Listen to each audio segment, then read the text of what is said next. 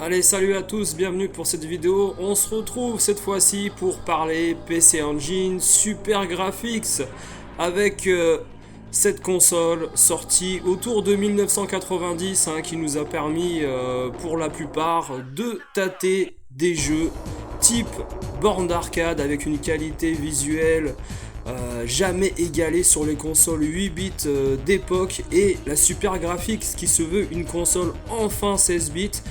Malheureusement vous allez voir qu'avec le temps on a eu simplement 5 jeux oui, pour le full set de cette console, qui a été un gros fail du côté de NEC et de Hudson. Alors l'emballage visuel de cette console rappelle un peu le gun dans Aliens le retour.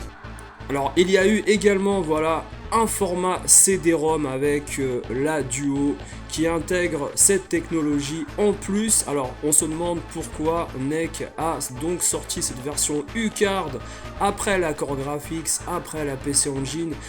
Tout cela modifié avec bien sûr Sodipeng qui nous avait concocté une sortie RGB 50 Hz pour l'Europe, qui malheureusement avait downgradé la plupart des jeux avec une qualité d'animation moindre par rapport aux 60 Hz.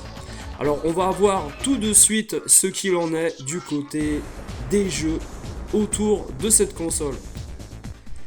Alors petit retour en arrière où je suis tombé récemment sur une vidéo de Green Hill Memories qui date d'il y a 7 ans. Alors pour ceux qui le savent, Green Hill Memories, c'est la chaîne et puis également la page Facebook d'époque pour laquelle j'avais le plus d'affinité, on va dire, au niveau du rétro gaming sur YouTube.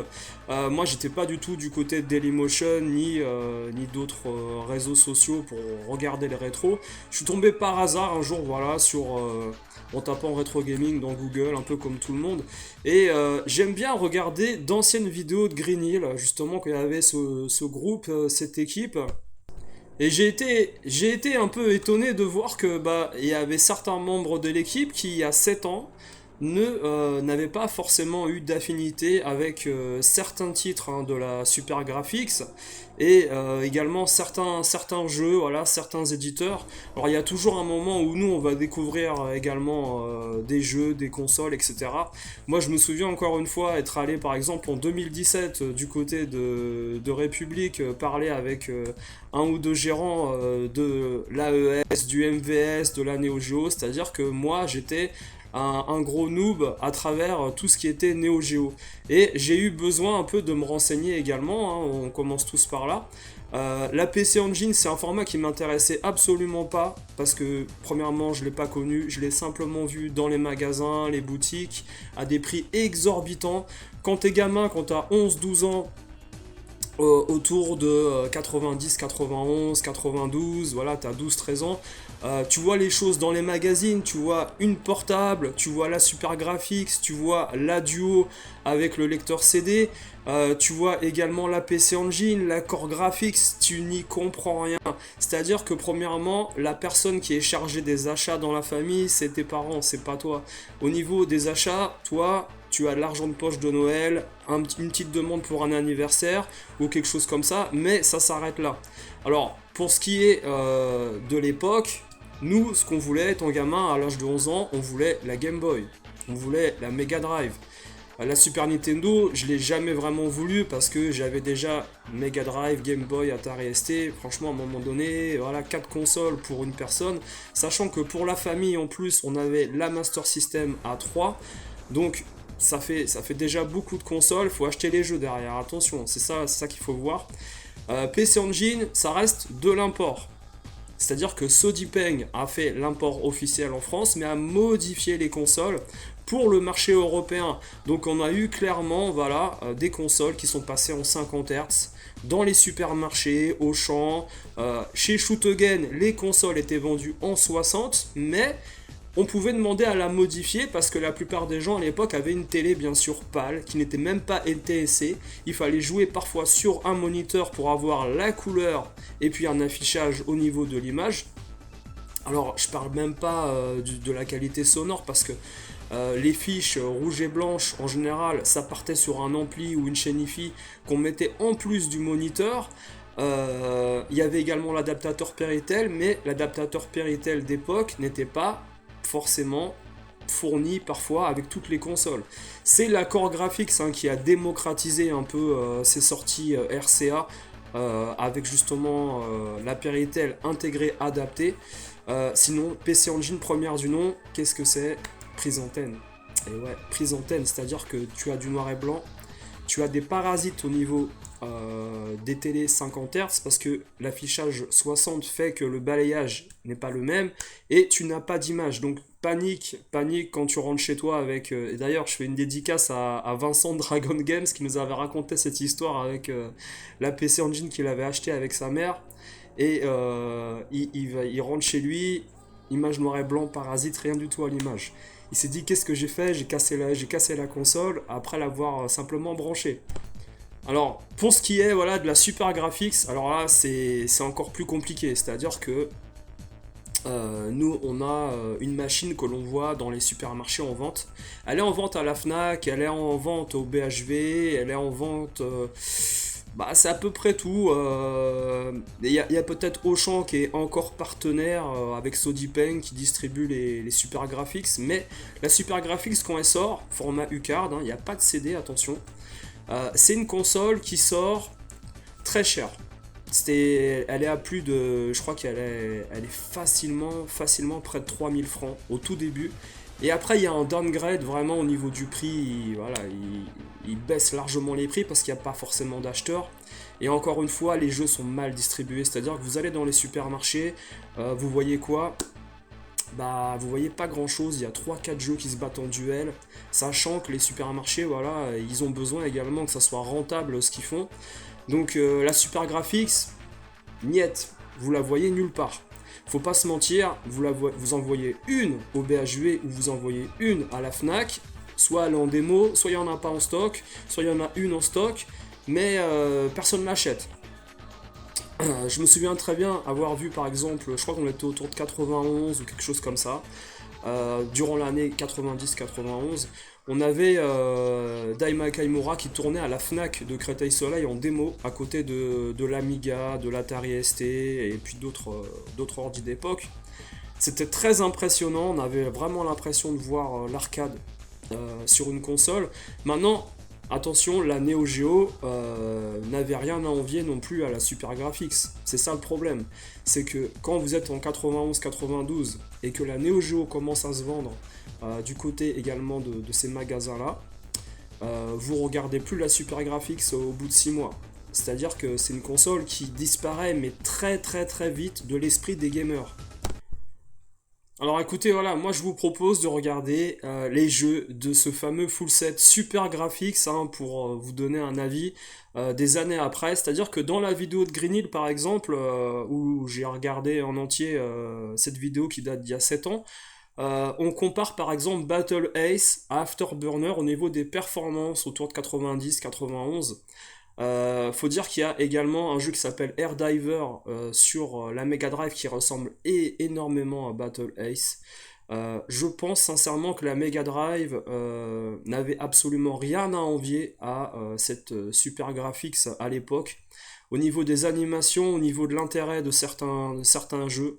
Il y a également un Ghouls and Ghosts qui est arrivé sur Mega Drive qui était avec des sprites un peu plus gros, qui ressemblait beaucoup plus à l'arcade que la version Super Graphics.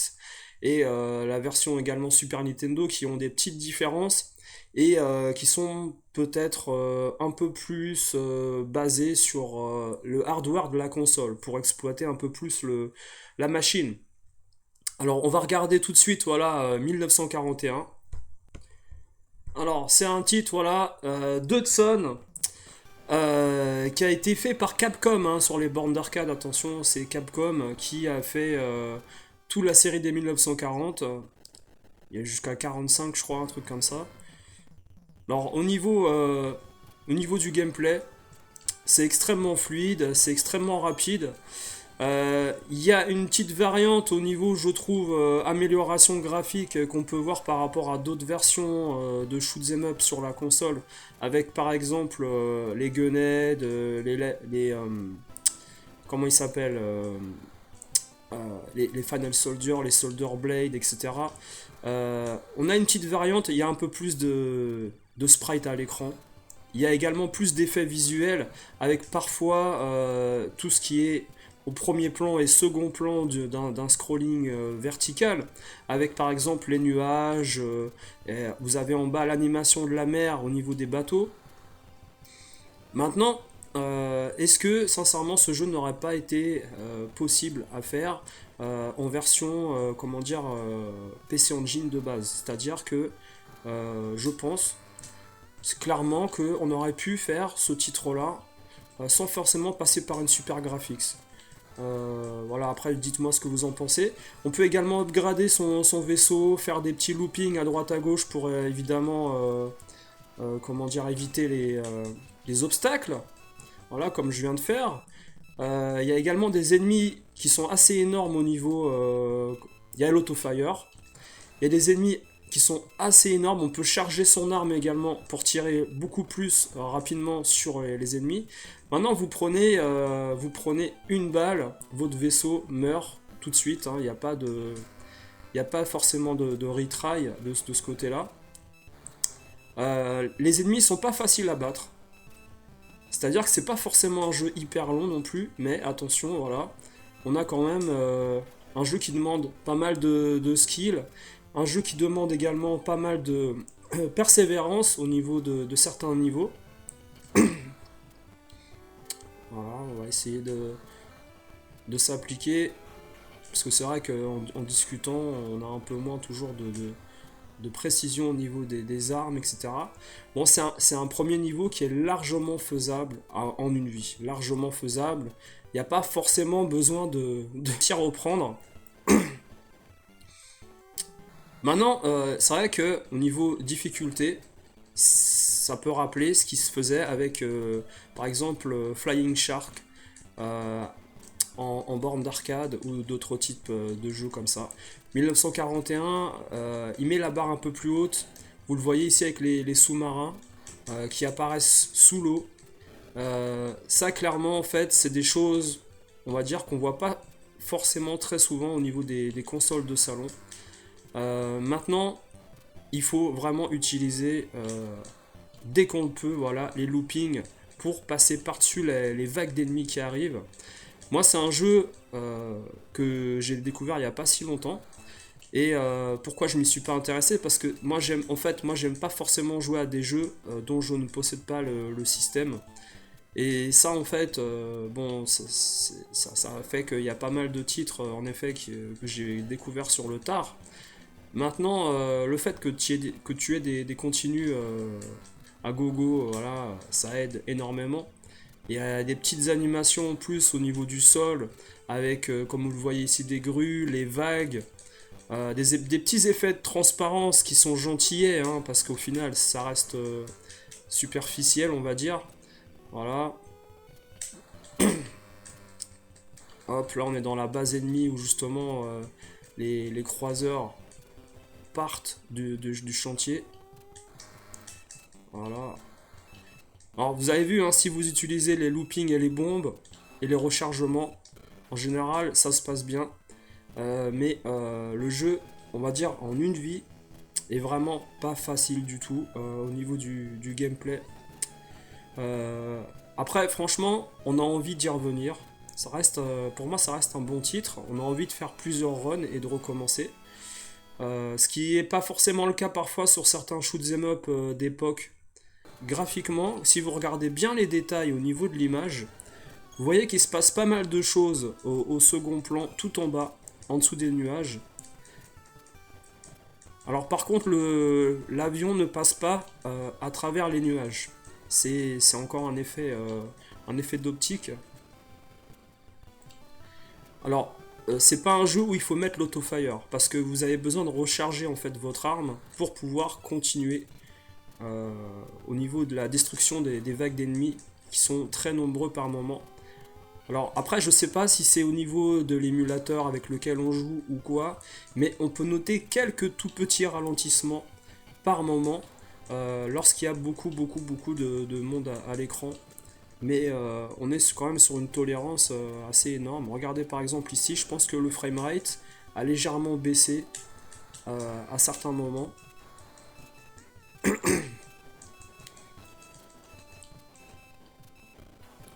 Et puis quand on rentre en collision avec d'autres ennemis, ben on explose également.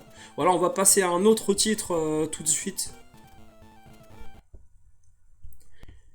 Alors cette fois-ci, voilà, on va être sur Aldines, qui est dans la lignée des shoots qu'on a connus également sur pas mal de consoles. Petite scène d'introduction. Le petit défaut qu'on peut noter, c'est que par exemple, les lumières en fond au niveau de la ville ne sont pas animées. On a plusieurs plans voilà, qui sont animés, mais on n'a pas des effets visuels exceptionnels, on va dire, hein, pour une soi-disant une super graphics. C'est pas un jeu qui en met plein la vue. C'est des choses qui sont largement faisables, hein, je pense, en version PC Engine Core Graphics de base.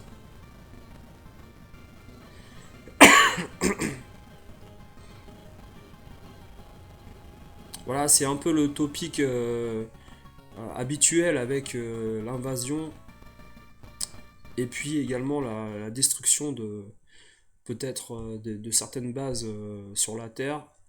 Allez, c'est parti. Petite voix digite, get ready. Alors les jeux super graphiques n'étaient pas plus chers forcément que les U-Card à l'époque, hein. C'était autour de 400 francs, 350 francs en import dès la sortie. Alors les premiers ennemis sont assez étranges, hein, des petites formes cubiques. Alors j'espère que c'est pas un glitch hein, de l'émulateur, mais c'est assez bizarre comme choix. Alors on peut également concentrer son arme pour tirer plus fort, comme vous voyez. On va voir ce que ça donne. Hein. Alors apparemment ça serait plus un bouclier ou quelque chose comme ça.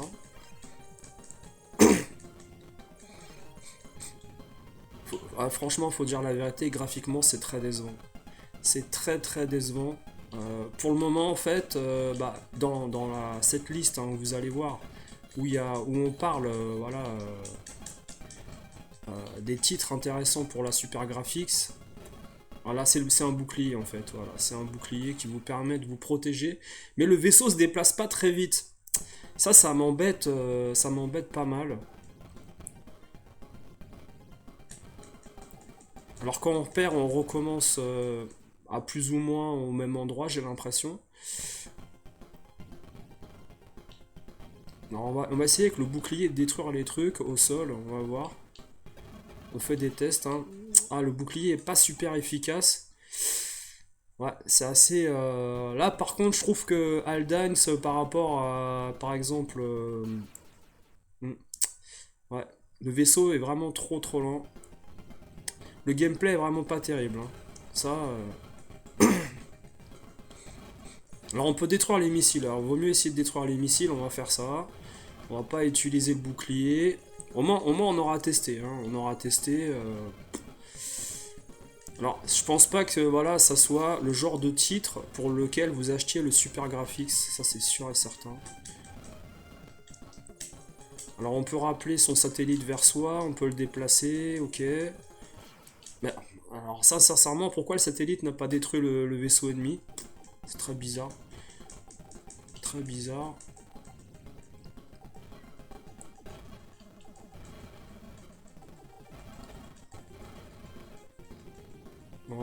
Alors, moi, un des trucs voilà, que j'aime pas forcément dans les shoots 'em up, c'est les missiles qu'on nous envoie qui restent dans l'air pendant 10 ans et qui bougent pas, qui restent en place façon Ikari Warrior dans les run and gun.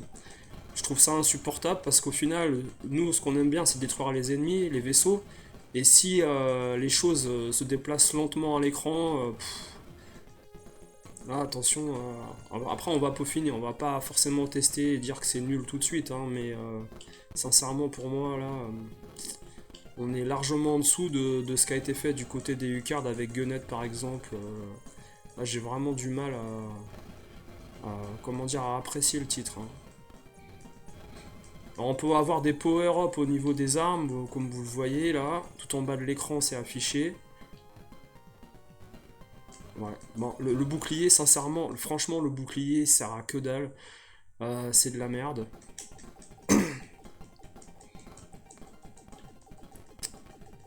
Alors, quand on sait le prix que coûte, par exemple, une Super Graphics aujourd'hui, voilà, se dire qu'on va devoir se coltiner peut-être, allez, 80% de jeux moyens dans le full set. Ah, mais attendez, le truc il apparaît d'où là en fait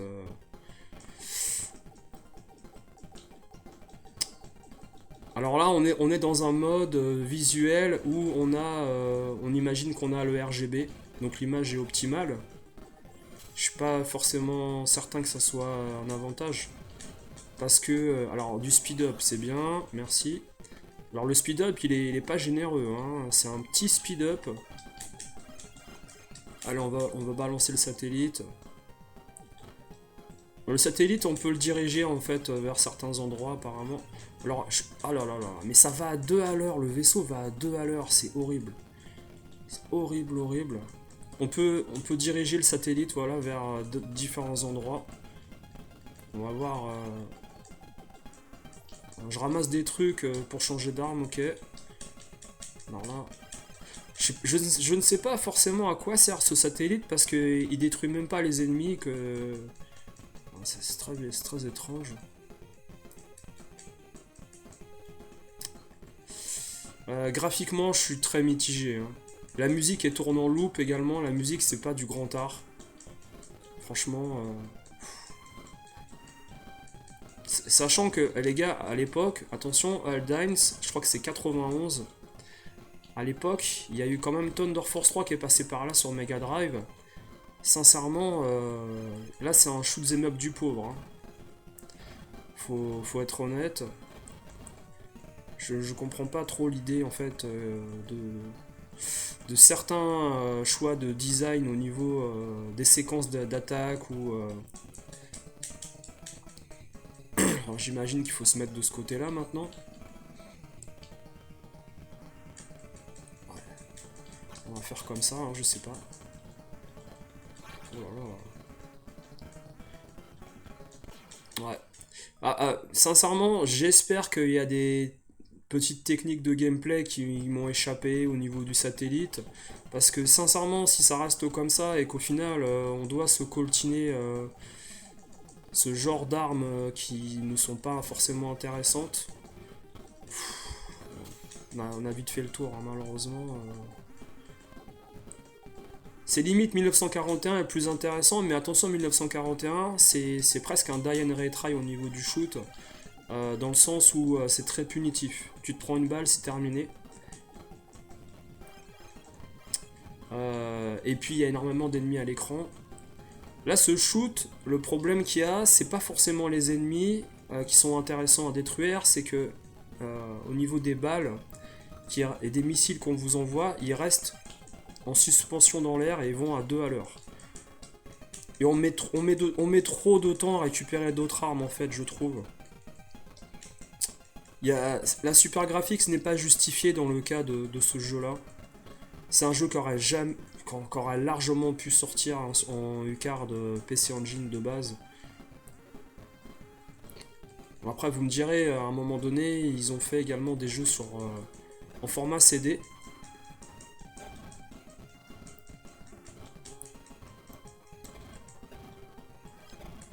Le satellite, et en fait, il fait sa vie tout seul, je sais pas. Il a envie de détruire des gens, bah il tire dessus, sinon il tire pas. C'est très étrange.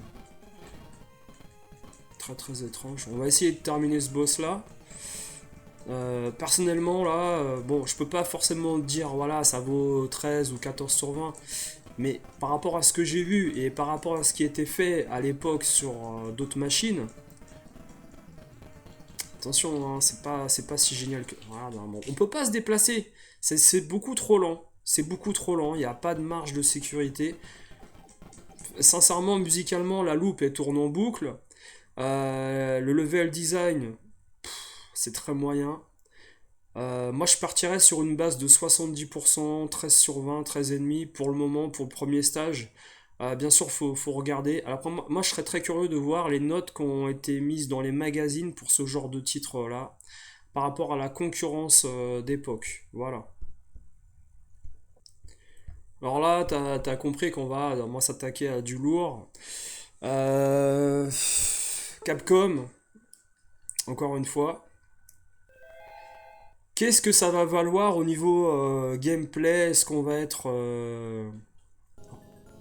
satisfait ou pas?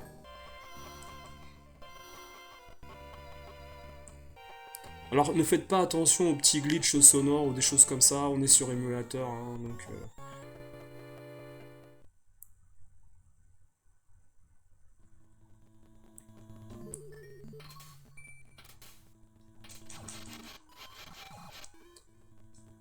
Alors graphiquement, c'est largement plus détaillé que ce qui avait été fait du côté de la Mega Drive ou d'autres consoles.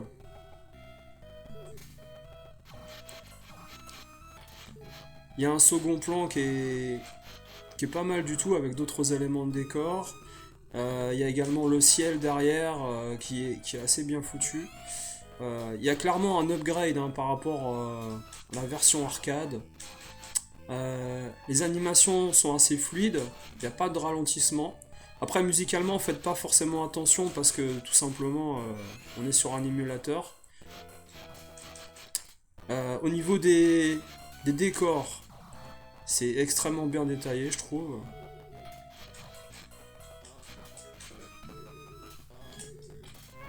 Alors, il n'y a pas de double saut hein, comme sur Super Nintendo. Voilà, ça c'est sûr. C'est assez coloré. Maintenant, moi, j'ai encore une question, c'est est-ce que ce jeu n'était pas faisable sur la PC Engine d'origine? Sachant qu'on a du PC Kid 1, PC Kid 2 qui reste impressionnant, on a Splatterhouse également. Qu'est-ce qui justifie aujourd'hui que ce jeu-là est sorti sur Super Graphics? Est-ce que c'était pas un, il n'y avait pas un côté marketing en fait au niveau du lancement de cette Super Graphics pour justifier l'achat de la console? Parce que franchement, bon, Mega Drive, Super Nintendo, le jeu est sorti, on va dire, sans difficulté. Il y a pas eu. Après, bien sûr, voilà, il y a eu derrière, il y a eu Castlevania Rondo of Blood qui est sorti en version CD-ROM. Là, en effet, le CD-ROM est justifié par rapport à pas mal de choses largement en plus par rapport à une U-Card où on a clairement un upgrade hein, de la console. Ce qui n'est pas le cas, je trouve, sincèrement, hein, pour ce Daima Kaimura sur PC Engine. Où je pense sincèrement que le jeu était faisable hein, sur une U-Card. Après, techniquement, il y en a, ils vont dire oui, bon, c'est pas forcément sûr, etc. Moi, j'ai quand même des doutes. Hein.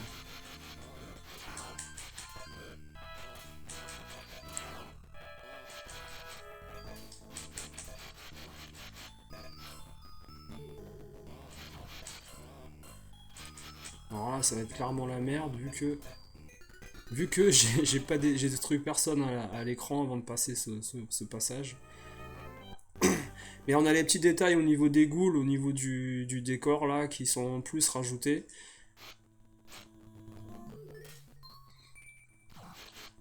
Alors je sais que la mode en 2024 c'est de terminer ce Ghouls and Ghost hein, sur Mega Drive, sur Super Nintendo, de faire les deux runs.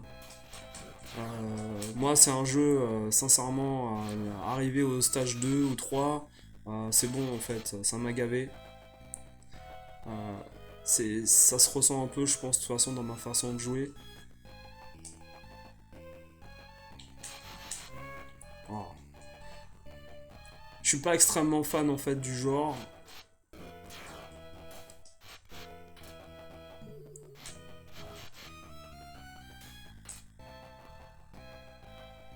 Même si je pense que c'est un jeu qui est sympa, mais c'est typique le jeu qu'il y avait dans les bornes d'arcade pour mettre de l'argent. On n'est pas sur un jeu avec une expérience de gameplay, on va dire, pour récompenser les fans de run and gun ou d'aventure. C'est du die and retry, clairement.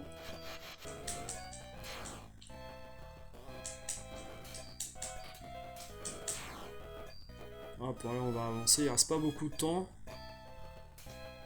Non, enfin, franchement, après, on n'est pas là forcément pour montrer comment dire, la progression du titre. Après, regardez les arbres qui se penchent et tout, c'est pas mal. Moi, j'ai, comment dire, alors dans la vidéo de Grigny, il se demandait si les arbres bougeaient également sur la version arcade. J'ai le souvenir qu'il bougeait légèrement. Je crois que sur Super Nintendo aussi, il bouge aussi. Mais j'ai pas, en fait, c'est pas un truc qui m'avait forcément marqué, en fait. Alors vous avez vu, quand on continue et qu'on a passé une certaine étape, on recommence à l'endroit où on a perdu. Ça, c'est vachement bien. Il y a la pluie également qui tombe.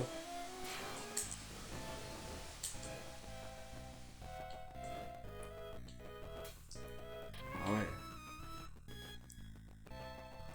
En fait, il faut passer tout d'une traite parce que si jamais tu reviens en arrière, à chaque fois tu te fais niquer. Ah mince, j'avais oublié qu'il sortait quand même. Mais les détails sont largement plus fins. Largement plus fins que sur les versions Mega Drive, Super Nintendo.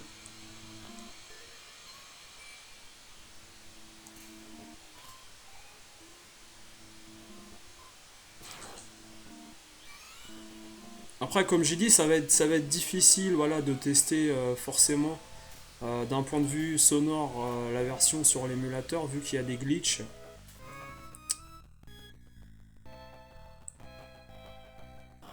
Alors là, je parie que c'est le magicien à mon avis, que je vais me taper.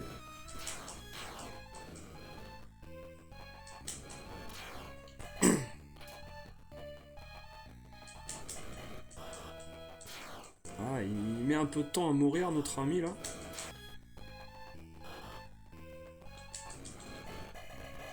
Oh là là là là là, ces ralentissements.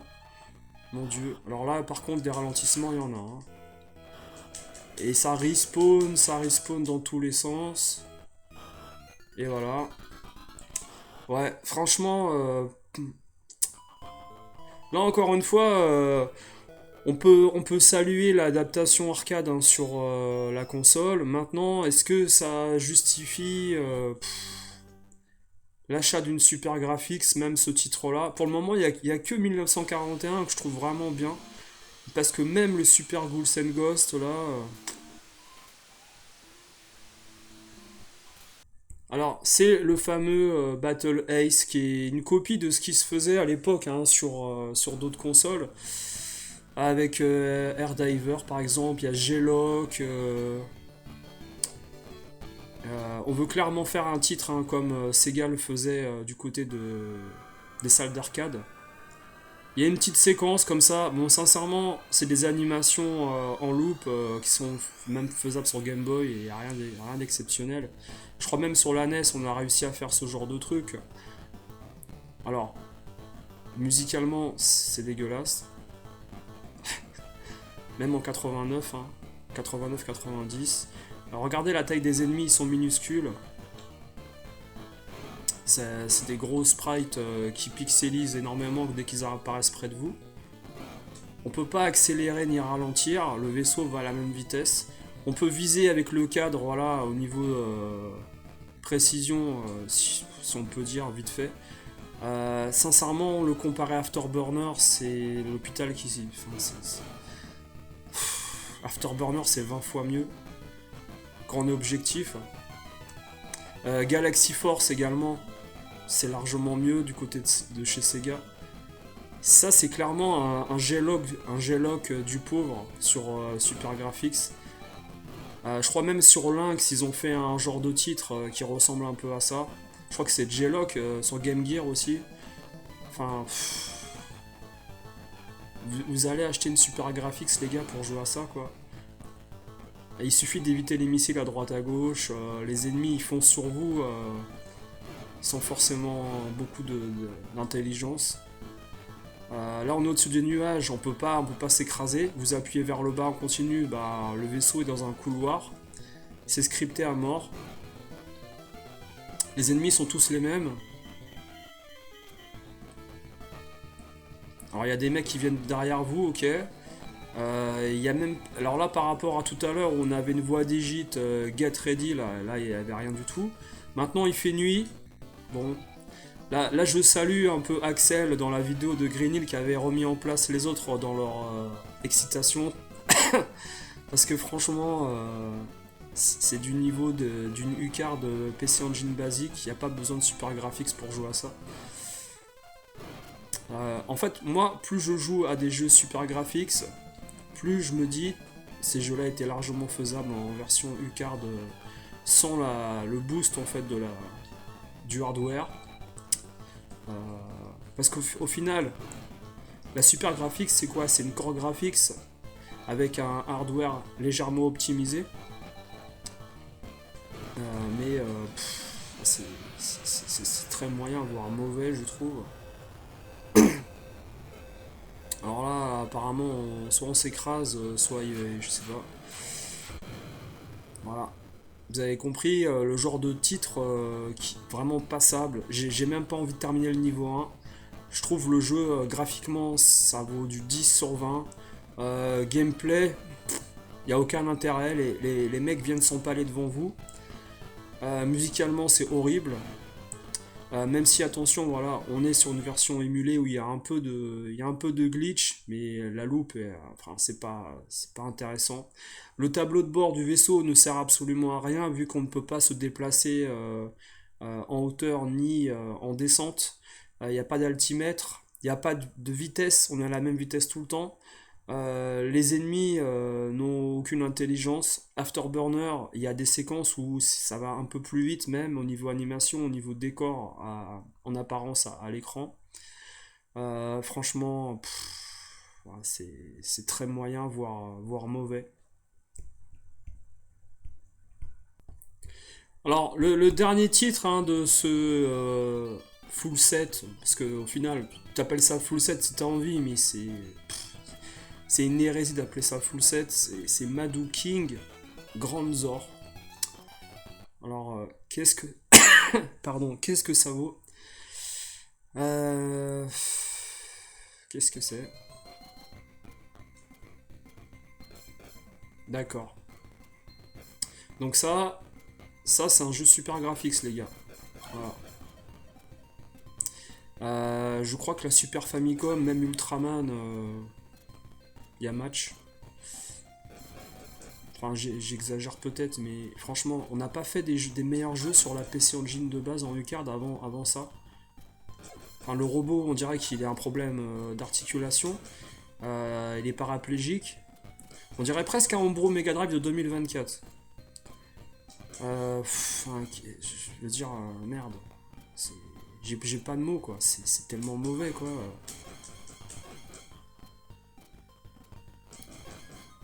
Voilà. Que dire, graphiquement, il y a deux plans au niveau d'un scrolling horizontal. C'est fluide, c'est la moindre des choses. Alors là, il y a des lapins biomécaniques qui arrivent sur vous. Alors qu'est-ce qu'on peut faire avec notre arme? Bah pas grand, rien, on peut rien faire.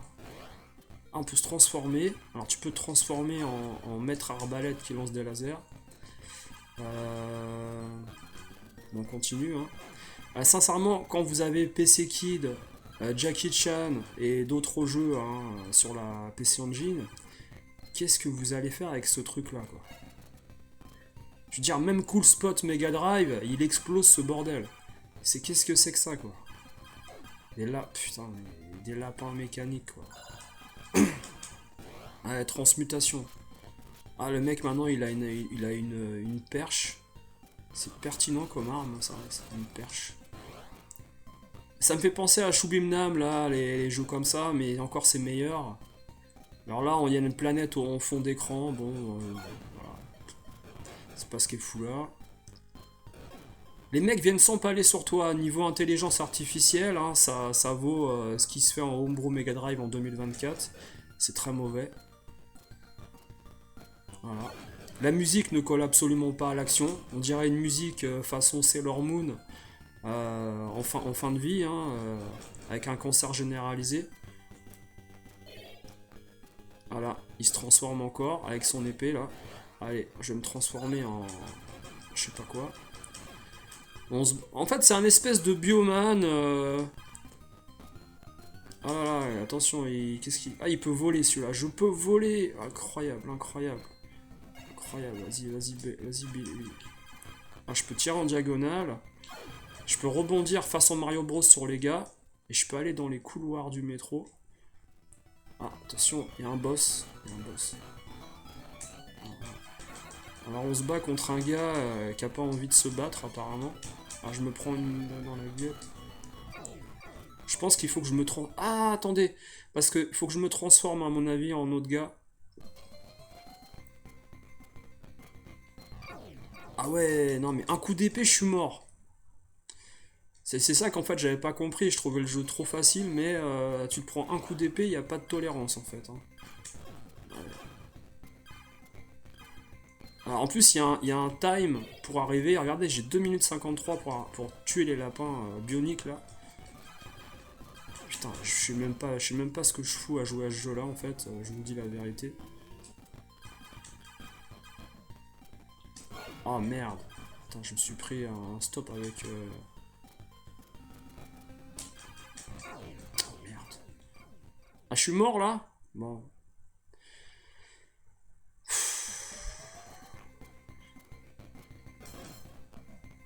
Ah, c'est mauvais, qu'est-ce que c'est mauvais. Alors ça, sincèrement, c'est un jeu à 8 sur 20 ça. Franchement, faudrait qu'on aille voir les notes de ce qui a été donné à ces jeux-là, parce que franchement, c'est d'une médiocrité. T'as des jeux comme Psycho Chaser, t'as des jeux comme Gunhead. Qu'est-ce que tu vas faire avec ce bordel? Allez, transmutation. Je sais même pas où faut que je tire, j'en sais rien. Faut tirer là. Tout à l'heure, c'est quand je tirais dans la tête que ça le touchait. Voilà, dans les yeux. Oh là là, c'est du Rise... Pour moi, c'est Rise of the Robot sur PC Engine. Bon, un peu mieux, mais... Ah, il se vénère. Ah, là, qu'est-ce qu'il a il a perdu un bras. Il a perdu 2 bras. C'est fini. Ah, les effets, incroyables. Attends, et il fallait une super graphics pour faire ça, là?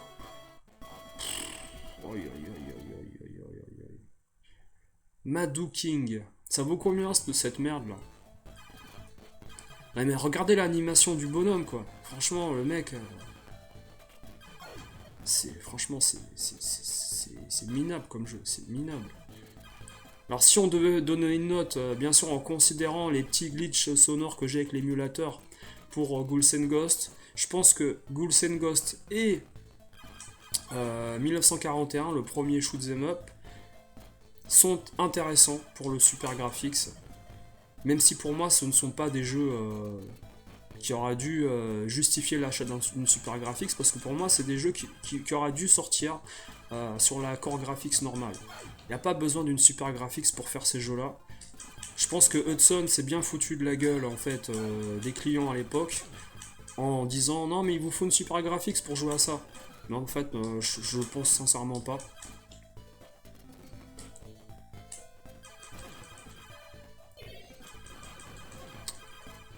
Musicalement, c'est oubliable. Hein. La loupe, elle est en continu là. C'est pas marquant. Quand tu joues à des jeux Mega Drive, tu as la musique dans la tête très souvent parce que tu t'en souviens. Puis le gameplay est intéressant.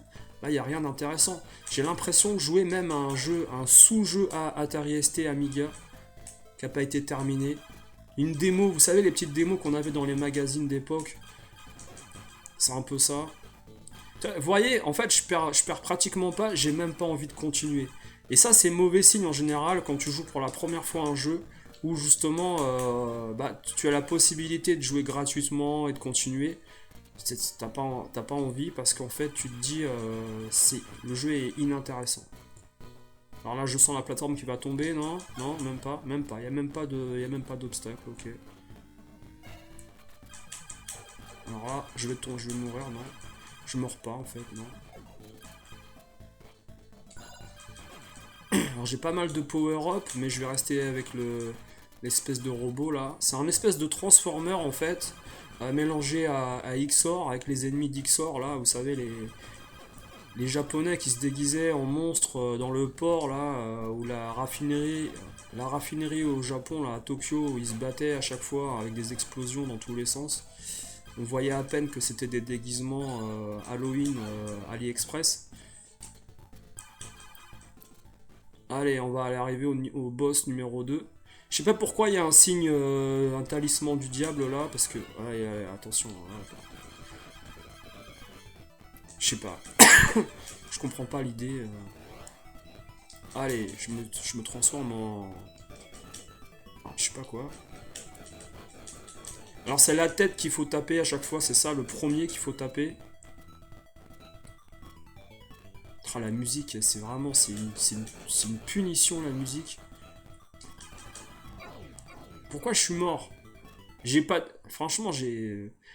Je comprends après pourquoi, en effet, tu meurs dès que tu te fais toucher une fois, parce que le jeu est tellement mauvais que si jamais il y avait une barre d'énergie, tu le terminerais d'un coup. Bon voilà, moi sincèrement, ce jeu, j'en peux plus. Il va rester où il est.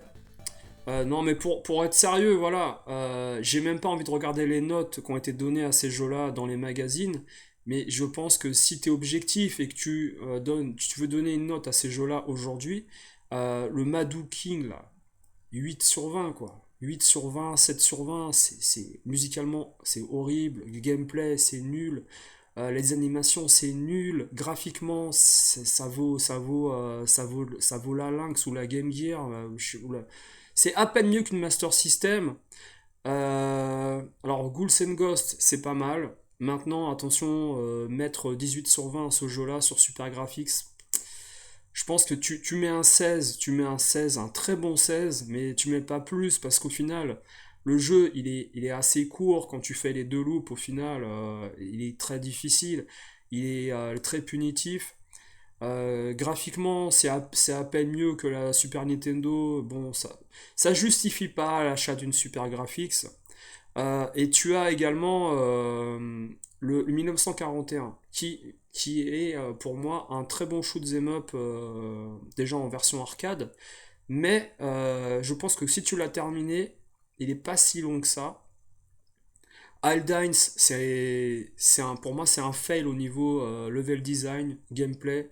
Graphiquement, c'est très moyen. Quant à Thunder Force 3 en 1990 et t'as le 4 en 1992, il y a un an d'écart à chaque fois entre ces jeux-là. Franchement, le jeu il est déjà terminé une fois qu'il sort. Une fois qu'il sort, en fait, personne ne le regarde ce shoot 'em up. Et il y a également Aerobuster qui est en version U-Card sur la console. Pourquoi tu joues à Aldines en fait? Aldines, ça ne justifie absolument pas l'achat d'une Super Graphics quand t'as des jeux comme Eevee Unit et d'autres titres comme ça, déjà sur la console. Même Saint Dragon, si on m'avait dit tiens bah il faut acheter une Super Graphics pour jouer à Saint Dragon ou Dragon Spirit, j'aurais dit ah bon? Bah en fait non, en fait il n'y a pas besoin. Je trouve que Aldines c'est un jeu qui est faisable sur la console normale, il n'y a pas besoin de Super Graphics. Qu'est-ce que j'oublie comme jeu auquel on a joué tout à l'heure sincèrement, voilà. Moi, j'ai pas envie de vous conseiller d'acheter une Super Graphics aujourd'hui, les gars. Parce que tout simplement, je pense que cette console-là, on sait pourquoi elle a disparu rapidement. Et il n'y a rien qui justifie aujourd'hui que vous vous ruiniez pour acheter cette console-là. Mis à part si vous êtes un gros fanboy Neck Hudson, le plus grand choc que vous aurez, c'est en ouvrant la carrosserie de la Super Graphics, il n'y a rien à l'intérieur. c'est simplement une core graphics avec une carrosserie différente. Et c'est pour moi, c'est là toute la différence avec les progrès de la core Duo, où vous avez des jeux qui justifient l'achat du CD. Super Graphics n'a aucun intérêt. Et je pense que l'escroquerie, elle s'est arrêtée au bout de 5 jeux, et tant mieux. Voilà. Ah oui, alors le dernier jeu, voilà, c'était Battle Ace. Alors Battle Ace, sincèrement, le comparer à Afterburner, franchement, même Afterburner hein, sur PC Engine, si vous voulez, voilà, on peut regarder rapidement à quoi ressemble Afterburner PC Engine, et vous allez voir que ce jeu-là, on est clairement en fait dans une version enfin, qui est surcotée d'un wannabe autour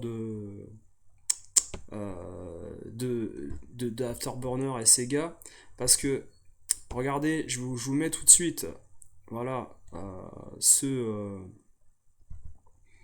cet Afterburner qui existe donc sur la PC Engine. euh, Il n'y a pas photo. Il n'y a pas photo. Déjà, animation, graphisme. Et si on vous dit, si on fait les choses à l'envers, on vous dit il faut une super graphics pour jouer Afterburner, vous dites ah ouais, mais vous avez vu, en effet, c'est un bon jeu, c'est animation rapide, il faut vraiment une super graphics.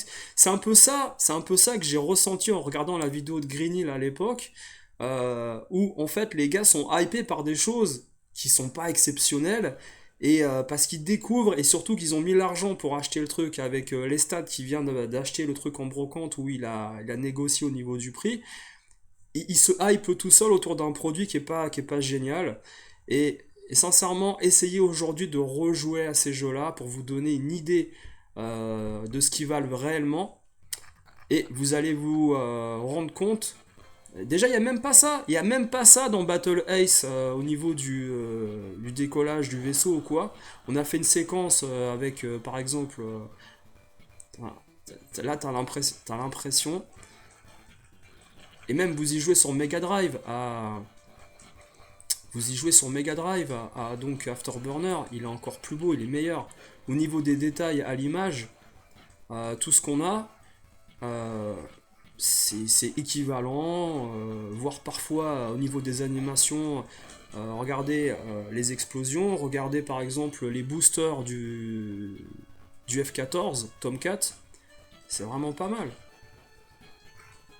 Musicalement, c'est meilleur.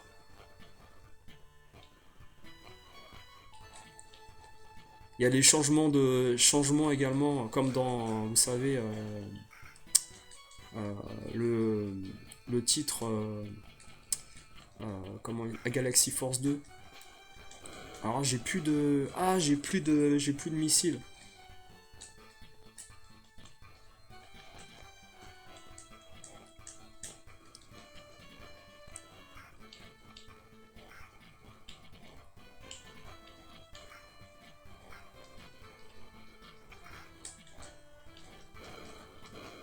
Ouais, et les petites animations également quand le vaisseau, enfin le Mirage se fait déglinguer.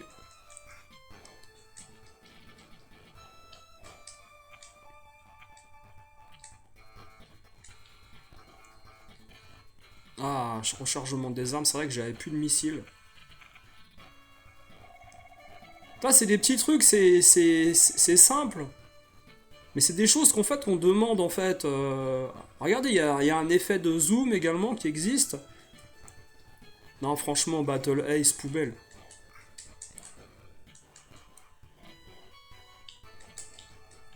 Alors bizarrement, j'arrive pas. Ah si, voilà, j'arrive à tirer, ça y est. J'arrive à tirer, mais il y a des sapins de Noël et tout la nuit, hein. Incroyable. Enfin voilà les gars, sur ce, je vous dis bon jeu, et puis oubliez la Super Graphics. Franchement, Super Graphics, c'est nul. Ça sert à rien. Ça sert à rien du tout.